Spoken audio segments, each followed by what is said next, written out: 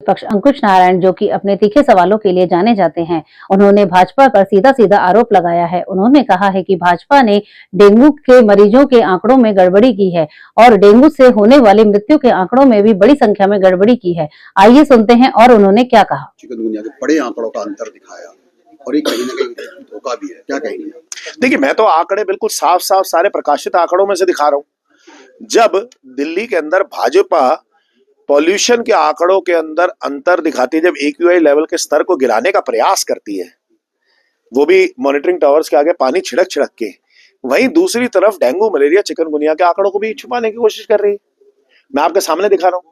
इन्हीं का स्वास्थ्य मंत्रालय का national centre for vector borne disease control है, जो कि ये दिखा रहा है कि 16,866 मामले हुए हैं डेंगू के इस वर्ष। ये दिखा रहे हैं, इन्हीं की रिपोर्ट एमसीडी की प्रकाशित मैं अपने हाथ में लेके खड़ा हूं, वो दिखा रहा है कि 1493 केस हुए हैं। तो कौन सी रिपोर्ट सच्ची है? दोनों ही नहीं की है। कौन सी रिपोर्ट सच्ची है, इनको बताना पड़ेगा ये बात। दूसरी बात, मेडिकल सर्टिफिकेशन ये दिखा रहा है कि दिल्ली के अंदर 538 मौतें हो चुकी हैं, जबकि ये दिखा रहे हैं कि उसमें से 19 मौतें हुई हैं। वो 19 मौतें भी national centre for vector borne disease बता रहा है। अब ऐसा तो नहीं हो सकता कि 19 मौतें सच्ची हैं, लेकिन 16,866 उन्होंने जो केसेस दिखाए वो नकली है, 1493 सच्ची है। तो ऐसा तो है नहीं। तो भाजपा यानी कि आंकड़ों के अंदर 2700% का अंतर दिखा रही है, यानी कि दिल्ली की जनता को गुमराह कर रही है।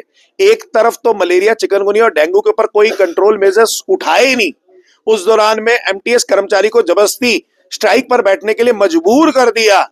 दूसरी तरफ आंकड़ों में से गुमराह करते हुए दिल्ली की जनता को मलेरिया, डेंगू से अवगत नहीं करा रही और आगे प्रोत्साहन नहीं दे रही कि लोग और ध्यान दे, जन जागरूक हो, बल्कि उनको आगे मरने पर मजबूर कर रही है।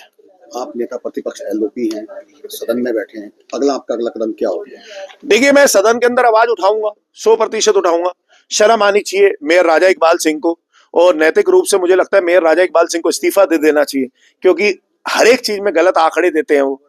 साथ में उनको दिल्ली की जनता से माफी भी मांगनी चाहिए गलत आंकड़े देने पर, नहीं तो वो जवाब दे कि ये गलत आंकड़े क्यों दर्शाए गए हैं।